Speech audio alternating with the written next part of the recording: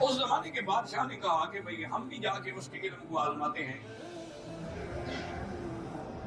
کہ کیا واقعی اس کے پاس اس قسم کا علم ہے کہ وہ خبریں بتا سکتا ہے۔ افلاطون کو بتایا گیا کہ بادشاہ آپ کو ملنا چاہتے ہیں۔ اس نے کہا بھئی میں ایک فقیر آدمی ہوں، میں تو اپنی ایک کٹیا میں پڑھا ہوں اور مجھے اپنے پڑھنے پڑھانے سے کام ہے اور تو میرا کوئی مقصد ہی نہیں ہے، مجھے بادشاہ مل کے کیا کریں۔ انہوں نے کہا کہ بادشاہ کا حکم ہے، ٹھیک۔ کچھ لوگوں نے کہا کہ افلاطون ایسا کرو اس کے شکل میں تم چلے جاؤ۔ میں کیوں جاؤں، مجھے تو غلط ہے نہیں، میں کیوں جاؤں کرنے۔ بہرحال بادشاہ آیا اور اس نے اس سے 2-3 بڑے اہم سوال کیے، اس نے بالکل صحیح جواب دیا کیونکہ وہ علم تو رکھتا تھا، اس میں تو کوئی شک نہیں، بہت بڑا عالم تھا۔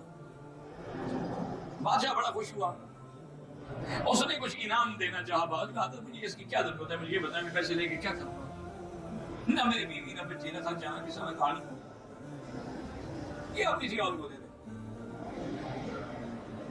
اور اس نے کہا کہ اچھا بادشاہ سلامت، آپ کو اپنی دولت پہ اور اپنے اقتدار پہ ناز ہے، ایسا کریں کہ 2-3 دن کے بعد میری دعوت قبول کریں۔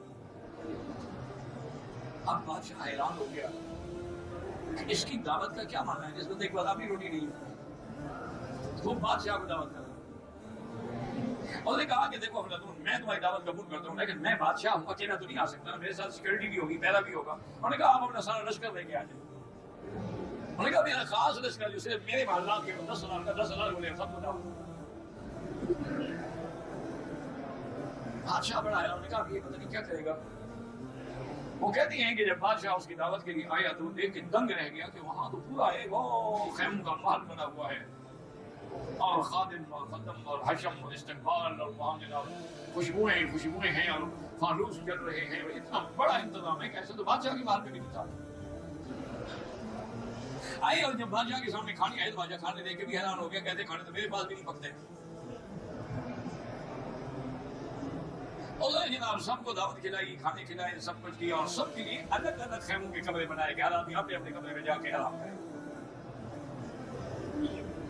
بعض لوگوں نے کہا کہ جی ہم تو شراب پینے کے عادی ہیں، ہم نے کہا ٹھیک ہے شراب آپ کو مل جائے گی، شراب بھی آ گئی۔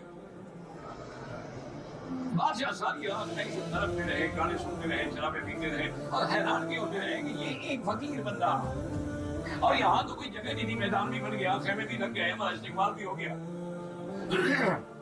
رات کو آرام سے سو گئے، صبح جب اٹھے تو سب کے پاجامے گند سے خراب ہو چکے تھے، گندگی تھی اور پاجامے سب نے پکڑے ہوئے تھے دھونے کے لیے، نہ محل ہے نہ خیمے ہیں نہ کچھ ہے۔